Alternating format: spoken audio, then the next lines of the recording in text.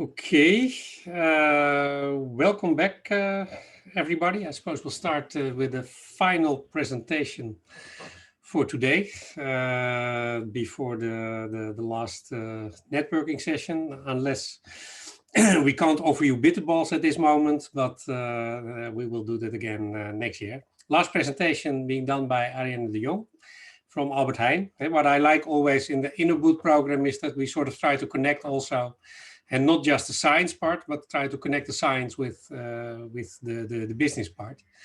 And I think if you look at this Innoboot, with the start, of course, the presentation from Pim, and the final presentation from Arienne, from going from science to, okay, what is the role of business, in this case supermarket, in creating more healthy behavior. Albert Heijn is quite active in that field.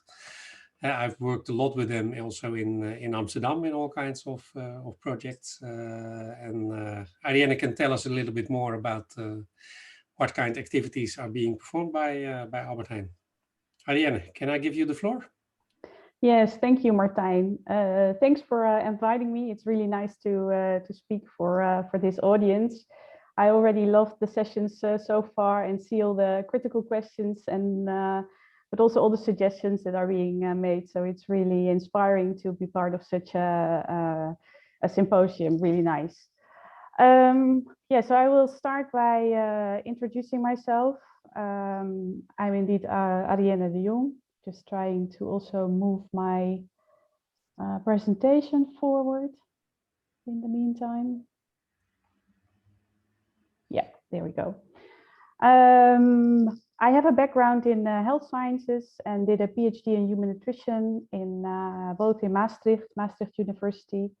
So I'm a scientist in business, you could say. I've worked in many different environments, always in health and nutrition. I've been a researcher in university. I've worked as a consultant. I've been part of the National Health Institute. I've been working for Unilever. I've worked in the Netherlands, but also abroad for a long time in Italy and in China. So also seen many other cultures and learned from that as well. And now, since a year, I've been working as a health lead in Albert Heijn. And I will tell you something about the work that we are doing at Albert Heijn. What is good to know is that Albert Heijn is part of a much bigger company. I don't know if many of you realize that. I think most of you know that Ethos, Gal and Bol.com are also part of Ahold Delhaize, and of course our Belgian sister Delhaize. But we also have supermarkets in the United States. Hannaford and Giant are very big supermarkets. But also in Asia we have Super Indo. And the health and sustainability strategy is made by Ahold Delhaize, and then every banner, so Albert Heijn is one banner, has to adhere to that strategy, but also can decide themselves how to perform this. Well, as Pim already also showed in his presentation, being healthy is very important, especially nowadays more and more, and people get more aware of this. I already told in one of the workshops that I was part of that we see that on our website people are looking for more healthy recipes. This shows us that people are more interested in healthy eating, but also that they are more interested or more in need of making homemade meals. So we really, I will show you in the next slide, try to help them in this. Our ambition at Ahold Delhaize is to offer everyone all the ingredients for a better life. And how do we do that? Well, that's part of our Better Eating program. And why do we call it better eating and not healthy eating or sustainable eating? We do that because better eating means something different to every customer that we have in our shop. Some people are looking indeed for more healthy eating. Some people are looking for more reducing the footprint on the environment. Some people are looking for reducing their food waste, or some are looking to use less packaging in their household. And we try to be there for all those people. So that means that we have a wide range of topics that we touch in the shops. So you can see here that we're when we talk about better eating, we can talk about choosing healthier products.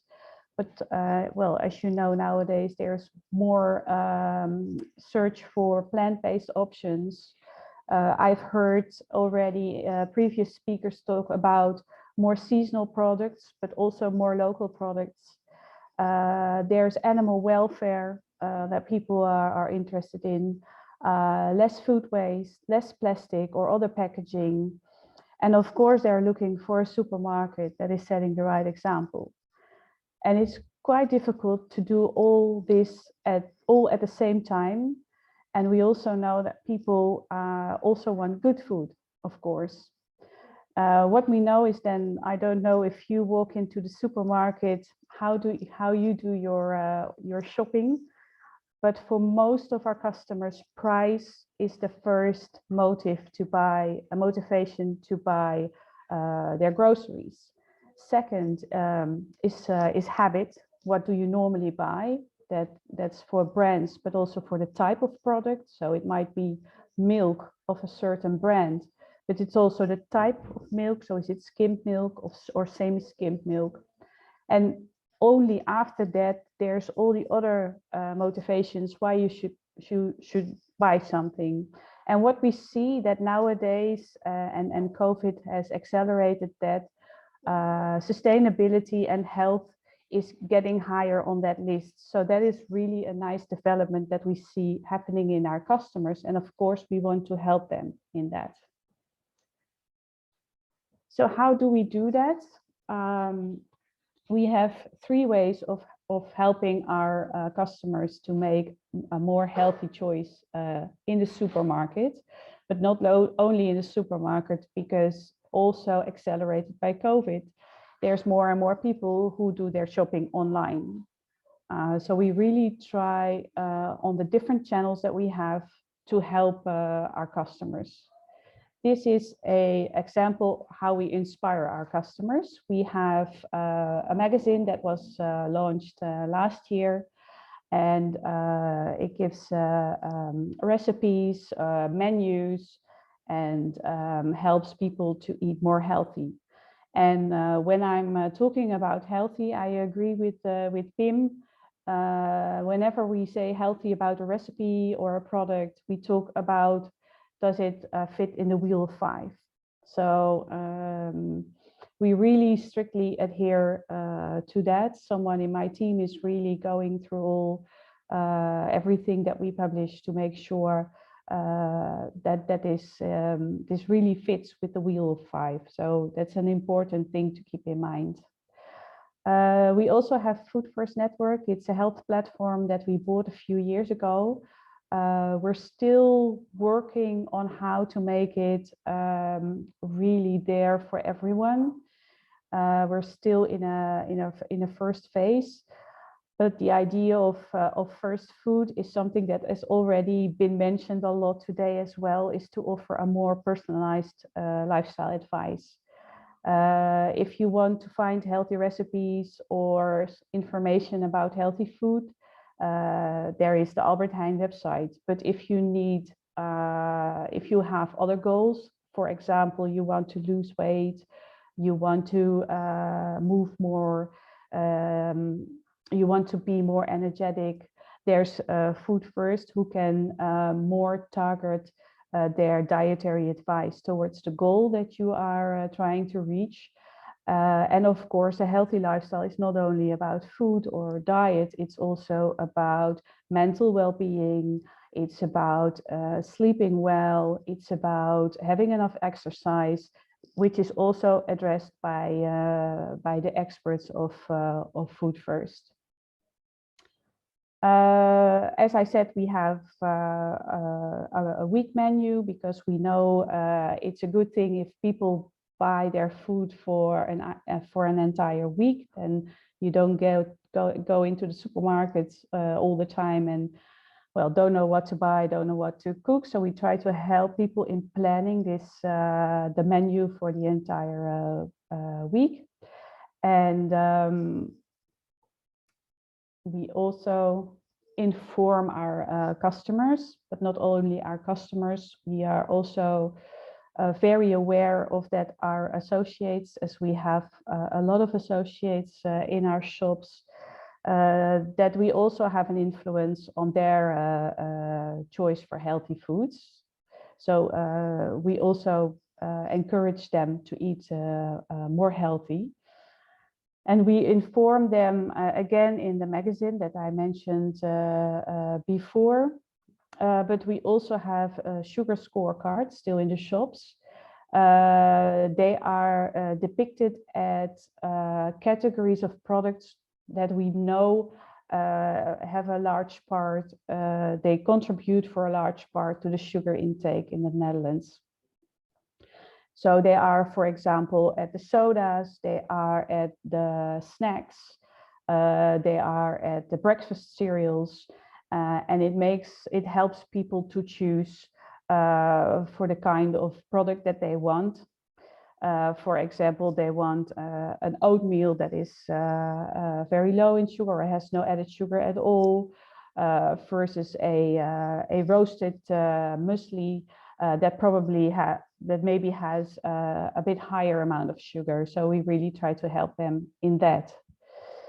Well, we're still waiting for Nutri-Score. I always say it's under construction at the moment.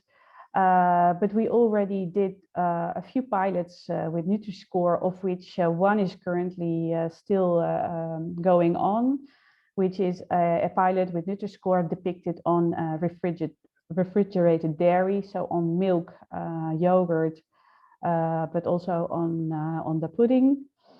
And this pilot is, I will tell you something about it later in the presentation, as it's still going on, as I said.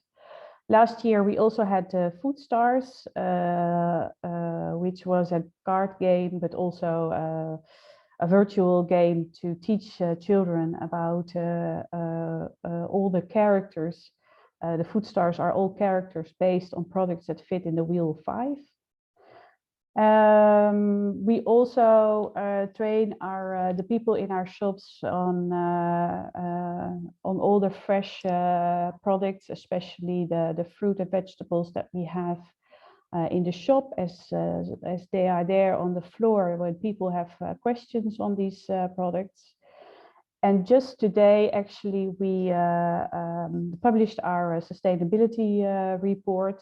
Here you see the 2019 report depicted, but just today you can also find the 2020 report, where we show what we are doing in the field of sustainability. And the final activity that I have here is the in-store nutrition coach, which I myself really like. I've visited some when they were active in the shop. They are in the bigger shops, and they can help customers with inspiration for a healthy breakfast, a healthy lunch, or a healthy dinner. And then after inspiring, informing, there's also, of course, all the products that we have in the shop. We continue to improve our products, so product reformulation, which means taking salt, sugar and saturated fat out of our products is a continuous work in progress. We adhere to the agreement that is made with the Akkoord Verbetering Productsamenstelling, so the national agreement on product reformulation, which is currently also under construction.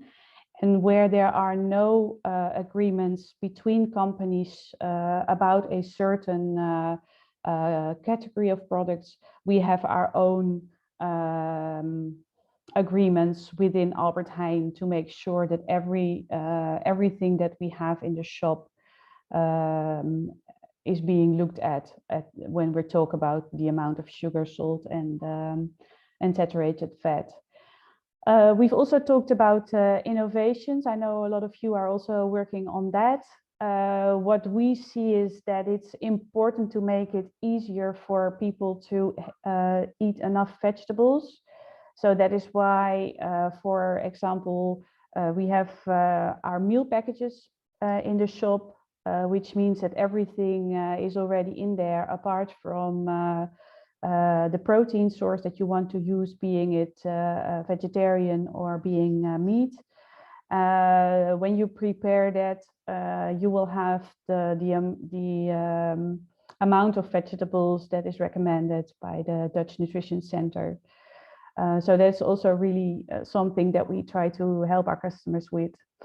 Apart from vegetables, we also know that fiber is not taken up enough by people. So we also offer more and more choice in whole grain products, which is more a challenge because whole grain for some people also gives the idea that it's not good. So what we sometimes see is if we have, for example, a salad with a whole grain protein source, it doesn't sell that good anymore. Whereas when we don't mention it, it's just sold as before. So that's also, when talking about marketing, something that we are still learning from. Well, this is a summary from the sustainability report of last year. It tells about our healthy living sales, which is based on the amount of products that we sell. That is still based on the Choices program, as we are an international company. We base the healthy sales on the Choices program, but not on the entire. It's just what used to be het groene vinkje, the tick, the green tick we had before. So you see that 46.1% of our private label products was healthy living sales according to het groene vinkje. Well, then here it says lekker bezig. Later that magazine changed into Beter Eten.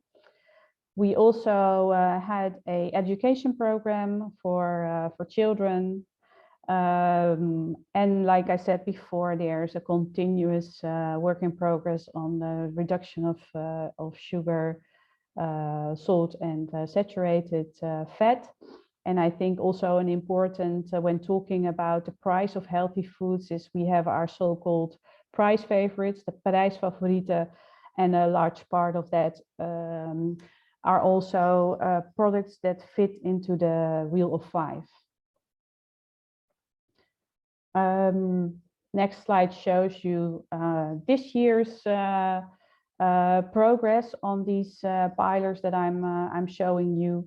And here you also see a Nutri-Score coming in, the nutrition coaches that I told you before, the food stars. So it's a continuous work, and I know we're not there yet, but it's really a continuous work to help people in making a healthier choice. Then, as we are talking about healthcare today, I'm showing you two examples of healthcare pilots that we did. A food wall, I heard that before in a workshop as well. We had a food wall in the OLVG hospital in Amsterdam, making sure that also outside of working hours, there was a healthy option available for visitors, employees and patients in the hospital. And also we announced a collaboration with Selecta, which offer food in in big offices, but also in some hospitals. And also there we're changing to a more and more healthy offer of products. Then I can tell you that every week I get requests for collaborations, and of course we know it's important to work with universities to see and how we can make things even better. So I wanted to show you just some examples of research we did with the University of Amsterdam. This was a university an experiment with inlays in shopping trolleys.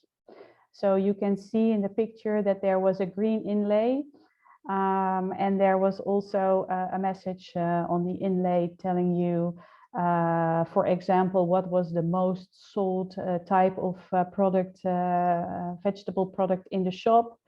But also sometimes it was saying other clients of other customers in this shop normally buy, and then different types of vegetables. And well, there was in a supermarket. This experiment was carried out with 244 customers. So there were two conditions: they either had a trolley with the inlay or without. And then we indeed saw that the amount, not so much the number, but more the amount of vegetables increased when there was an inlay in the trolley. And we did another experiment with the healthy checkouts. There were two conditions. Either the less healthy snacks were replaced by healthy snacks. Then we saw that there was a decrease of the number of snacks that were sold at checkout, or there was a placement of additional healthier snacks, so without removing the unhealthy snacks. And then we saw no change of the purchase of less healthy snacks. So that's another experiment that we did with the University of Amsterdam. And like I told you before, currently we are experimenting with Nutri-Score on refrigerated dairy. It's an ongoing experiment. We just finished our second round of measurements. As you can see on the picture, we placed the Nutri-Score's logo on 160 products. And what the outcome measures are purchase behavior, but what is a really nice small pilot within this research is that one of our interns, who was a student at the Faculty of Medicine, went into the shop and interviewed 200 customers to see if they if the Nutri-Score logo affected their purchase behavior. But to be honest, a lot of customers didn't see the Nutri-Score logo, which is not that strange, as there has been no big campaign. We were also not allowed to organize a big campaign around Nutri-Score. But what was interesting, that when we showed them the logo but not explained it yet, they knew what the logo meant. So they knew that the green would be a more healthy choice than the red, and they said that they intended to next time when they go to the shop to use the logo. So at least that is an interesting finding.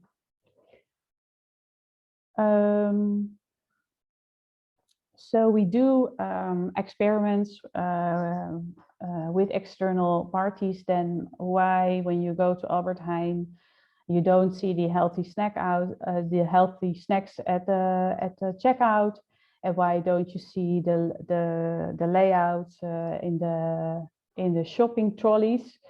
That, of course, is an interesting question.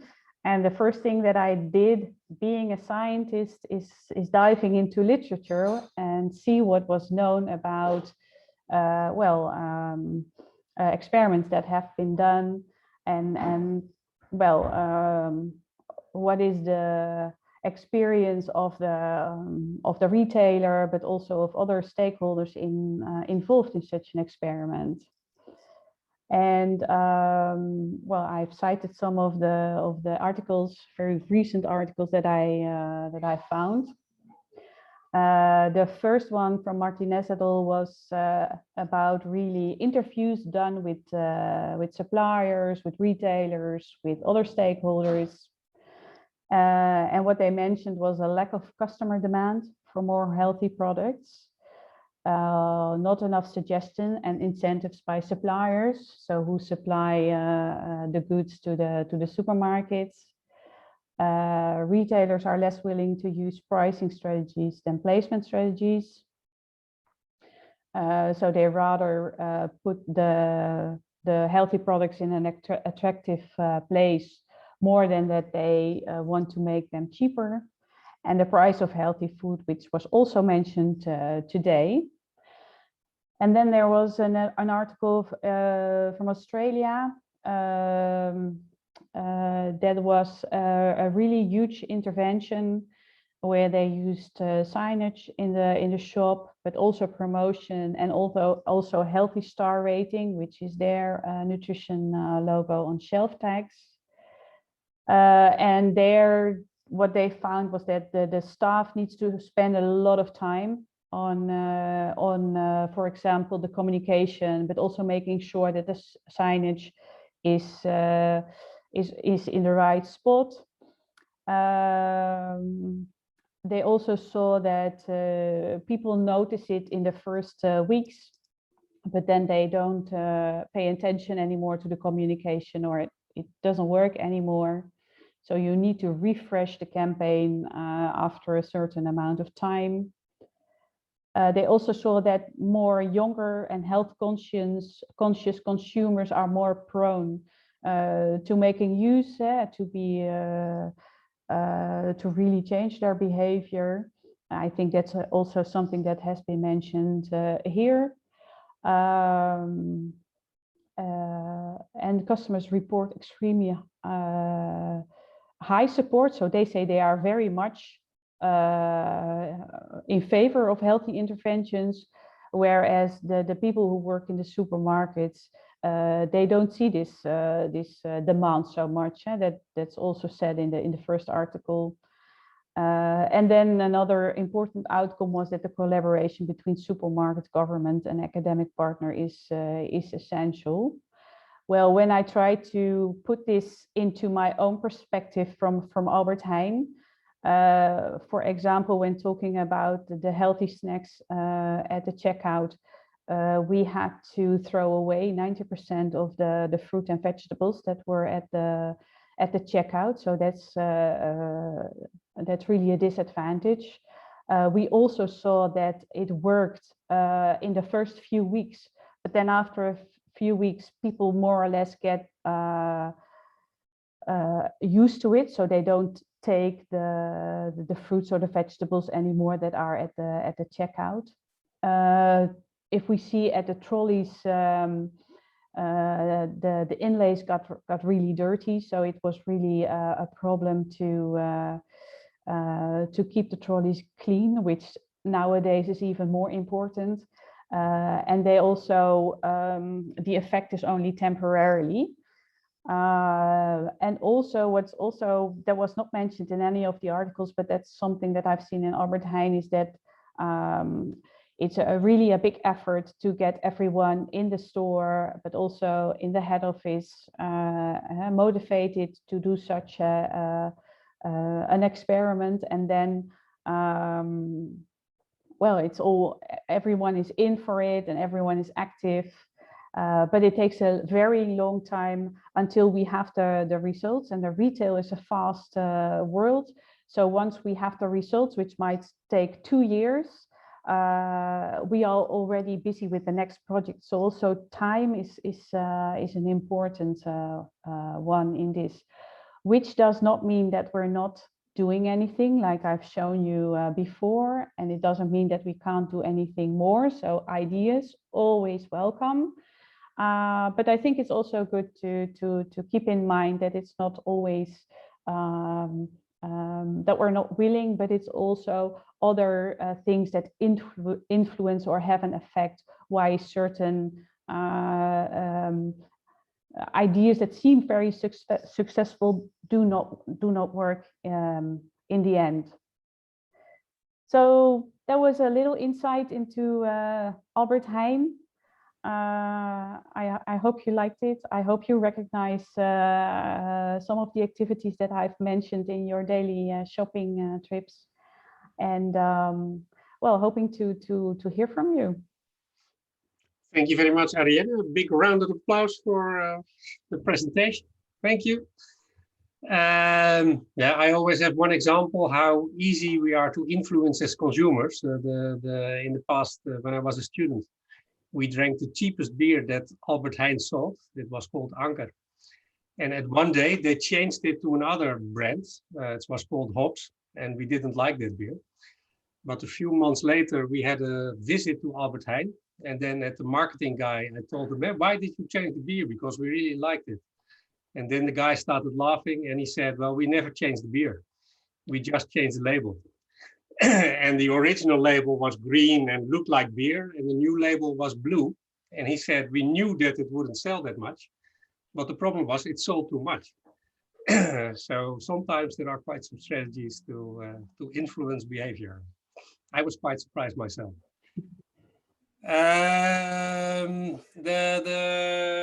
There was one question which was about Nutri-Score, but I think you already explained that one. If you look at influencing healthy behavior, do you see a business case for Albert Heijn in this? Or do you think it will be really always hard because people just tend to make unhealthy choices? Well, I think what we see, and that has been mentioned by previous speakers as well, is that we reach the people with all the information and the inspiration and the Nutri-Score. We reach the people who are already looking for the more healthy choice. And I think well, if I talk for myself, I'm really looking for how can we also reach the part of the population who is not looking for that healthier choice, but who really, really needs it. And that's not maybe that they will not eat in a certain way one day and adhere to the Wheel of Five the next day. So it's really small steps that we need to take there. For example, by increasing the amount of vegetables that they eat, or switching their white pasta for whole grain pasta. So we're really also looking apart from affecting the price, because we know, especially for this group, that's an important motivation for buying healthy foods. But even if we would make the healthy foods really, really cheap, will they buy it? Do they have the skills to make a proper and nutritious and nice tasting meal? So that's really a challenge where I'm looking like, okay, how can we play a role in the lives of those people that maybe also they don't have health on top of their mind because they might be out of work, they might have debts, they might have so many other things on their list before they think about healthy eating. So I'm really looking for a way how to reach also those customers that we really do have. Yeah. Clear. Yeah, I recently read an article also that another supermarket, they were trying to do for a year in low socioeconomic status neighborhoods to really change the way that the things were set up there, to see if it does make a difference. it's an interesting development. Though, as I said before, for me, the border is whole grain pasta, which... Yeah, I know, Martijn, you're not very keen, but really try the lasagna. You will not even notice. I'll try that. Okay. Yeah, here somebody says, Riekes, depends on the number of voetbalplaatjes on the health food they buy. That might be an incentive. Well, that's something that we did with Food Stars. With Food Stars, you had to buy healthy, it's I think only fruits and vegetables, if I remember well. So you had to spend your money on fruits and vegetables to get the Food Stars. Yeah, that was, and we saw that the sales increased, so it was a good incentive. Interesting. Good incentives. Okay, with that, I think we come to the end of the program. Yeah, I think one of the big lessons of today is that as Pim also started saying is the healthy food is a complex issue because you're not just talking about food, but of course you're talking about behavior of people. You're talking there about differences in social economic status and how people react to that. So it's definitely complex, but that's of course something where science in general, though not fast, is good in to tackle these kind of problems. So I think in especially working together, and like we had also in the program today, of citizens as well as companies and science working together to see how we can advance there is I think a lesson of today. And I really do hope, and I saw already someone mentioning that, I really hope new projects might even arrive from today and the context that people have been made. So even online context can lead to new things. With this, we come to the end of the program today. Yeah, a seminar like this is a bit of a challenge in times of Corona, but I hope you've all enjoyed the presentations. I think the topic of combination of food, health and prevention is interesting, especially also from our region here in Gelderland, since we combine Wageningen University, Radboud University Medical Center, Hogeschool Arnhem-Nijmegen and Radboud University. So we have a lot of knowledge in this region to address issues around this, as well as from the food, the behavior and the health side of these kind of things. So anyone with interesting ideas and promising ideas, please contact us and see if we can come to a combination of, again, companies and science and citizens, and to see if we can create new programs and projects to work on these kind of things.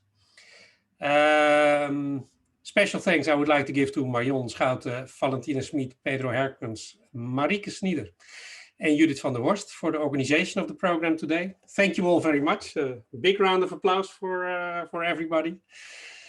Partly applausje for yourself, but very good for that. And finally, I would like to ask you to fill in the short poll that is shared by Marion in the chat now. The link is in the chat. And I would really like to invite everybody to click on the link to fill in the poll so we can hear how you evaluate the program, and so we can learn from it for next year. From my side, thank you all for your attention. Thanks all the speakers for their presentations and the amount of work they put into it. And I hope to see you all soon, possibly in real life, preferably, but if not, online. Stay safe, and I hope we'll meet again soon, at least Innoboot April next year. Thank you all. And now Marion, I think, will take us to the